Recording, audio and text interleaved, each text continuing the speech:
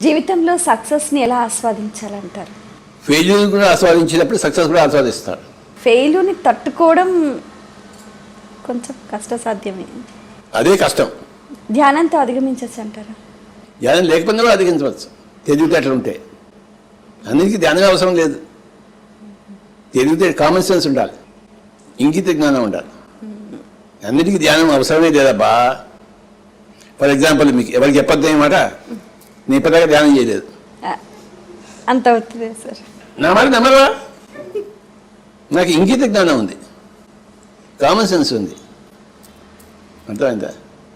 నేను ధ్యానం చేసుకుని కూర్చున్నాను అనుకునే మనసు అసలు కంట్రోల్లో రాదు. నాకు ఎవరిని తిట్టాలా అనిపిస్తుంటుంది, లేదా ఎవరిని తొక్కాలా అనిపిస్తుంటుంది. ఎలా కూడా ఏం చేయమంటారు? నా దగ్గర ఇంగిత జ్ఞానం ఉంది, కామన్ సెన్స్ ఉంది. నేను అడిగే ప్రశ్న చెప్పే జవాబు అనేది కామన్ సెన్స్తో చెప్తుంటాను, నా ధ్యాన అనుభవంతో కాదు. నాకు అపారమైన కామన్ సెన్స్ ఉంది. నాకు అవసరం లేకపోతే మీకెందుకు అవసరం ధ్యానం? కామన్ సెన్స్ నేర్చుకోండి, అది అందరి దగ్గర దొరకదు, ఎవరికి వారికే వ్యక్తిగతం. అర్థమైందా?